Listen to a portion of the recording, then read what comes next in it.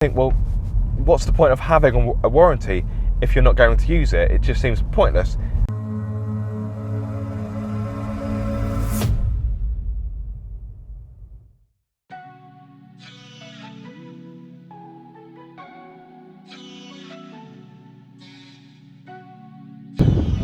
My word, is it windy today. Ugh.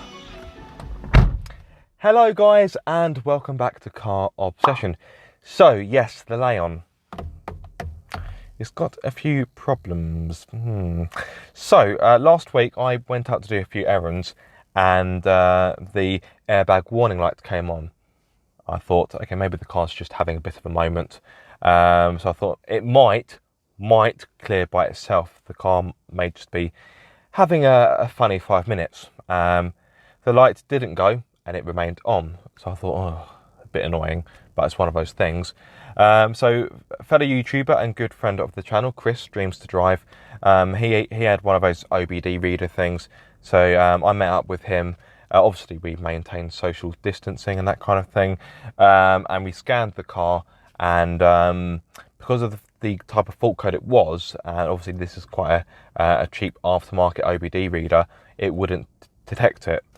So I thought, okay, the next natural, obvious thing to do would be to take it to my place of work. For those of you that don't know, I work in a car repair garage, one that specialises in German cars. Yes, I know Seat is Spanish, but don't forget, Seat is owned by the Volkswagen Automotive Group.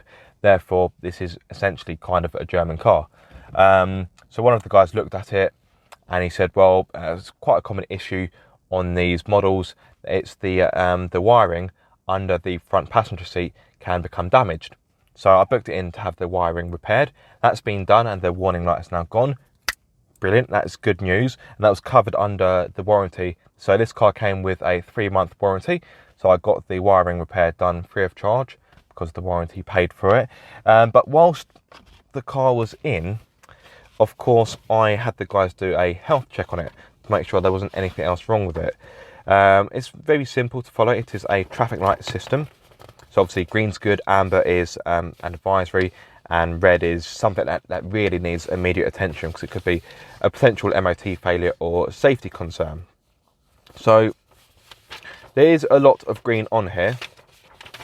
I would show you the paperwork itself, but it's got my personal details on it. So I won't do that. So I'll just go through some of the bits on there.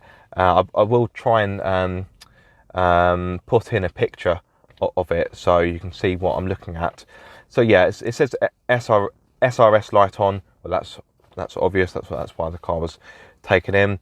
The wipers. Get your words out, Aaron. Sorry. The front wipers are smearing slightly. Not too much of an issue. Windscreen wipers can be replaced for very little money. Everything else is pretty much green. However, there are 2 other red items and an amber item. So let's cover the amber item. Steering rack pinion has a minor weep. So I spoke to the technician Rob who looked at the car. He said, well, it's not a major thing. Yes, your steering rack has got a minor weep of fluid, but he said it's so minor I wouldn't worry about it. So I'm not going to. But yeah, that's obviously something to keep an eye on, because if it gets worse, this car would need to have a new steering rack, and that is quite a big and costly job. Well, the actual labour to do the job I don't think is that large, but I think it's the part which is really expensive. So it's difficult to give you a price here and now how much it would be to replace the steering rack, but I think you'd be looking at about £1,000, maybe more, maybe less, don't know. That's literally a rough price. So yeah, that is something to keep an eye on. The red items, So the offside rear, so that's the driver's side rear, coil spring is broken. Not so good. And so this car had an MOT before I bought it, and that MOT was as clean as a whistle.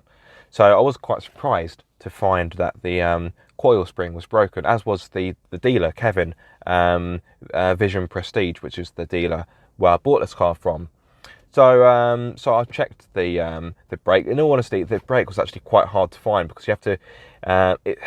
It's in a difficult area to access in regards to It's not very accessible to look at, but I managed to kind of squeeze my phone in between the coil spring and take a photo. That photo, which I will show you now. As you can see, right at the bottom of the spring, there is a break, and there is corrosion there. So it's not as if that is a new break. That's been there for quite some time.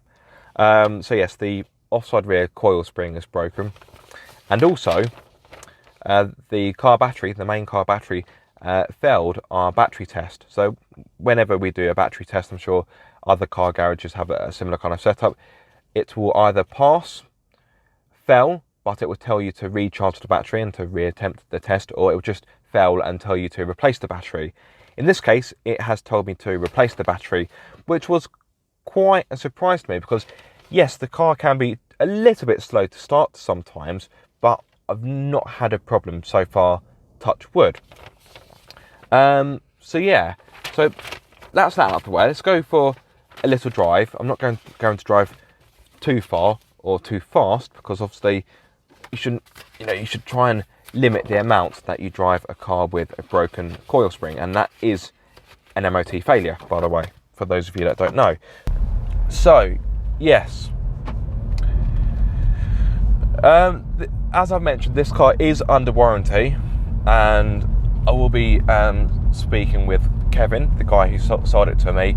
And by the way, if I haven't done so already, because I filmed a batch of videos with this car, none of which have actually gone onto YouTube at the time of filming. So it feels weird filming this video, because at this point, you guys have no idea I've bought this. So this feels quite surreal. Oh, look at that.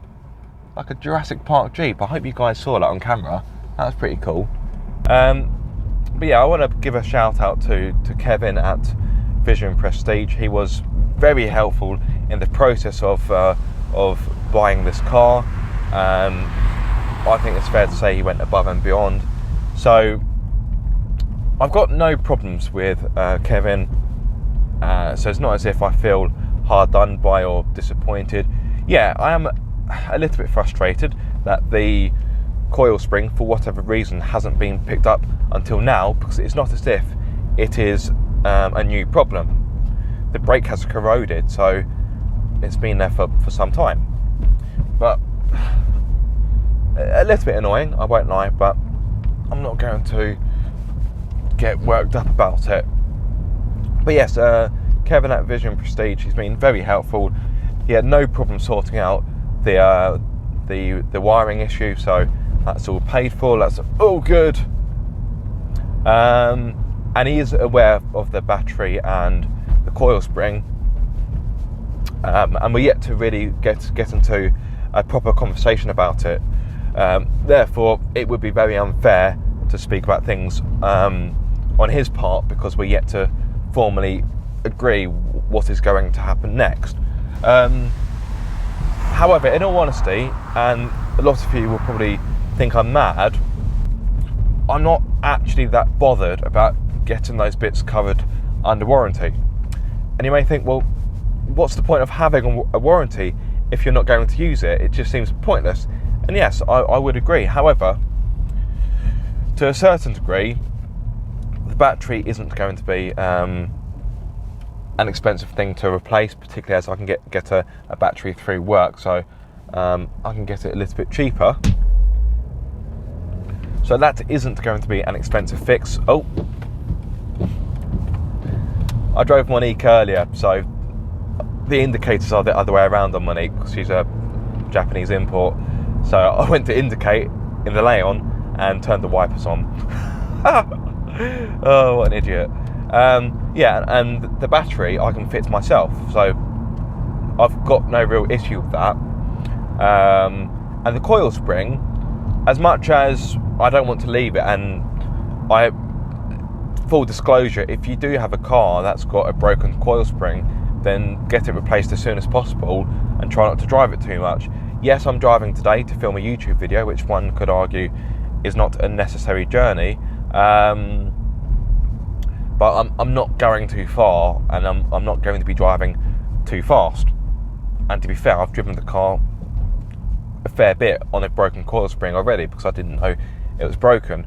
But that would kind of make sense for the lumpy ride. The ride is quite lumpy at slower speeds, But I just thought, well, that's just how the suspension setup is on the Leon Cupra. It's a firm setup and quite jiggly and quite busy. But yes, in regard to the coil spring, I'm not too fussed about that, because at some point I was going to get lower ring springs anyway, albeit not quite this soon. However, it seems silly to replace that coil spring when it's going to be taken out in, I don't know, a month or two, when I put the lower ring springs into the car. Now, that's not to say that I'm going to merrily drive along in a sea of ignorance and just leave the coil spring as it is, because I wouldn't advise that to one of my customers. Therefore, I wouldn't advise that I would do it.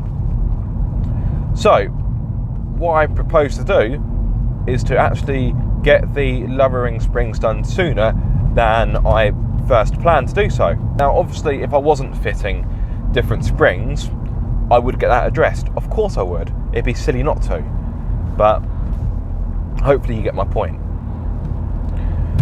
So, yeah, a few little niggles, but apart from that, the car is in very good health. So I'm pleased with that. And yeah, the car has got one or two problems, but let's face it, it's a battery and a coil spring. Those are kind of wear and tear items, and who knows the last time that battery was replaced. So that's it really. I've tried not to drag this video out for too long, although I probably have done. You know what I'm like. I find it very difficult to make a short video. I just talk for ages. But yeah, with that in mind, time for me to wrap up really. So yeah, just a little insight into the ownership. Not everything in car ownership is positive, of course, that you will have little niggles here and there, but these ones are going to be easy to address, so it could be much worse. Thank you so much for watching this video. Don't forget to check out my Car Obsession merch, so head over to controlandshift.com. I will put the link in the video description as always. And thank you so much for watching. If you have enjoyed this video, be sure to like, comment and subscribe. If you are subscribed, don't forget to click the bell icon so you get notified every time I make a video. But until the next time guys, be sure to keep up the car obsession.